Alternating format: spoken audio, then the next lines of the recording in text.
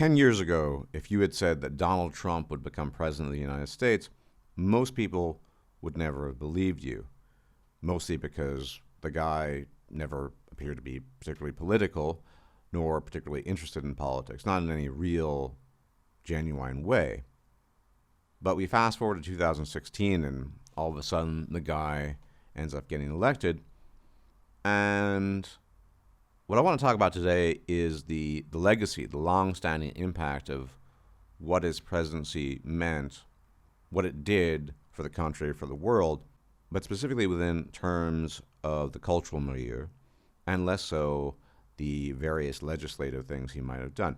Because these things can and have been reversed in many cases. In fact, Biden has reversed a number of things that he had put into place. But I have to say, from my own personal perspective, when he'd gotten elected, I was supportive of him. I didn't vote. I haven't voted in eons, because I thought at the time he might serve as a roadblock or a bulwark against the increasingly progressive culture, against the things that we had borne witness to again and again, and the rise in certain trends, and frankly speaking, the politically correct insanity that already in the mid-10s had gripped both the country and the West at large. That was my conviction at the time, not because I thought Donald Trump was some great champion of free speech or that he actually even cared. My view, my assessment of him back then, as it is now, was that he was always animated by a very, very heavy dose of egotism. But egotism, given the right context, can serve other interests. Of course, egotism serves the interests of the individual, but what I'm trying to say is that I don't think Donald Trump was ever really invested in statecraft or putting forth some kind of political ideology or opposing some kind of political ideology. He's basically there to put himself forth. But by his very nature, he was able to shake up the cultural landscape in a way that no other president hitherto had done, because he didn't give two flying foxes, so to speak. And he did this simply by being himself. Now, at some point in time, though, I realized that my initial assessment of him at least was partially incorrect. And by this I mean, as I initially said, I thought Donald Trump would serve as an effective blockade to the onslaught of political correctness and progressive politics, which already had been quite prominent and quite stark in, say, 2015. I think 2015, in fact, is a watershed benchmark year in many ways where things really, really took off and were accelerated, both politically and culturally in this respect.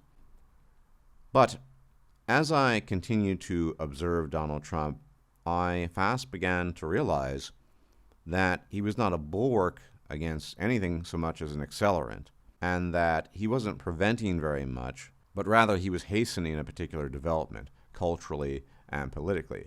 And since politics is always downstream of culture, I've always been more interested in the cultural impact with respect to Trump or with respect to anything. Now, I know a lot of people are accelerationists who think that the faster everything happens, the better, but fast is relative.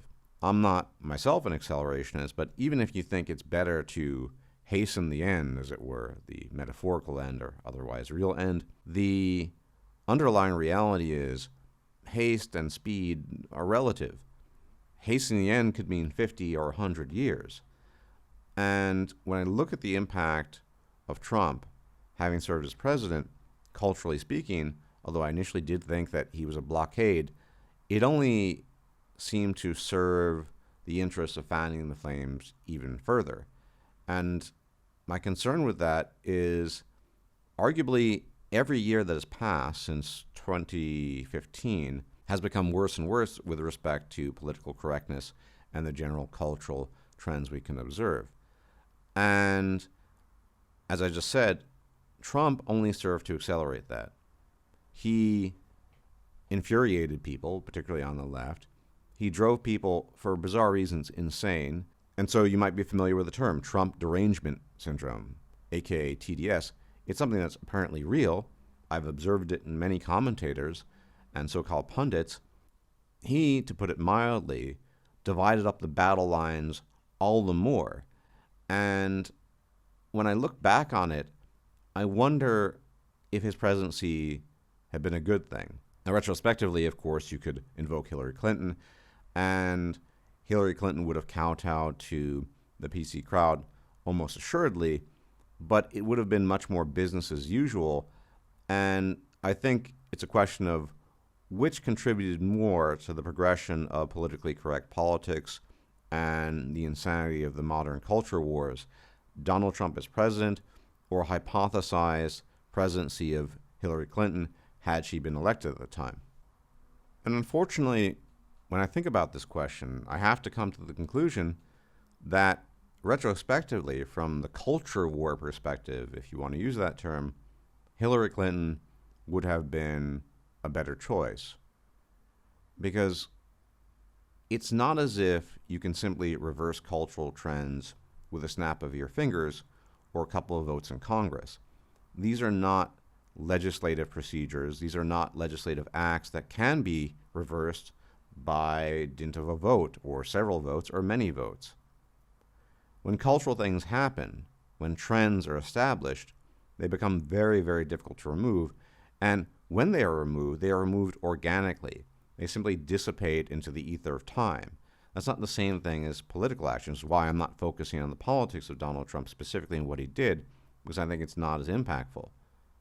And so inasmuch as Donald Trump served as an accelerant for the culture war and for making things even more loony than they had been in 2015 and prior to that, I'm not sure if he did a good job.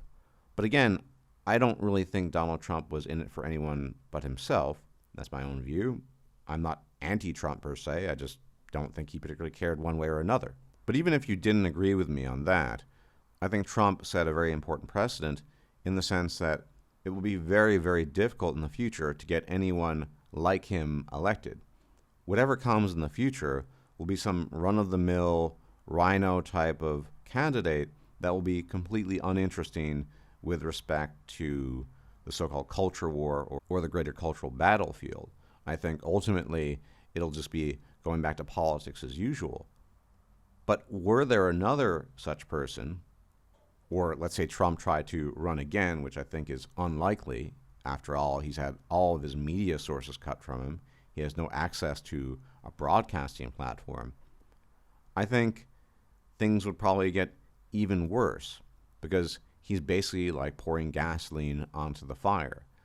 And for some people, that might be viewed as a good thing. It depends. But I typically take the long view. I think that our current scenario could go on culturally and otherwise for years and years, if not decades. And then you have to ask the question, do you really want to continue to exist in the current meta, if you will, when the meta will remain in place and get worse in ensuing years and decades? And would a Trump-like character or Trump himself be a good thing given that context? My view is frankly no. And in the end, you have to make the calculations to what is better. I'm not an anti-Trumper. In fact, I would have voted for him were I a voter in 2016 and possibly in the previous election. But I don't see the impact he's had in terms of my own interests or the interests of people who think like me as having been positive. One thing I can't stand, as everyone knows, is PC culture. Have honest, sincere conversations about topics regardless of how sensitive they might be. And in this respect, Trump has not helped that particular position whatsoever. To be perfectly honest, not that I believe such a figure or president exists, I think it would be far more beneficial to have a Republican candidate who is sincere in his ideological commitment to freedom of speech, these sorts of things, that isn't motivated simply by the egotism and egomania of a Donald Trump. Someone who's young enough to be in touch with modern trends and culture, but also staunchly opposes a lot of these trends. Someone who has an awareness of things, as well as a certain degree of knowledge with respect to these things. I think that would be far more effective because Trump was just way too easy to pillory and way too easy to be made fun of. Getting somebody who's far more competent, somebody who is on top of things, but nonetheless opposed to many of the things that are happening in the current year, would be, I think, in the long run more effective, because you couldn't really develop a derangement syndrome, and the left couldn't go absolutely insane and crazy over such a candidate because it wouldn't be permissible. If somebody were to present himself in a much more reasonable fashion, but nonetheless oppose a lot of the things that have been happening, I think that would lead to much better results long term. But again, I'm talking about a phantasm. No such person or candidate exists, and frankly speaking, culturally, politically, I think we're all doomed. And that is the legacy of the God Emperor. Thanks as always for tuning in. Please hit the like button if you've not yet done so. Hit the sub button if you've not yet done so. Hit the bell icon to be informed of my forthcoming videos. And as always, may the gods watch over you. If I'm still alive, I'll check you out later. Bye-bye. If you liked this video, please like, share, and subscribe. And if you enjoy my content, please consider making a donation or becoming a patron. Thanks for watching.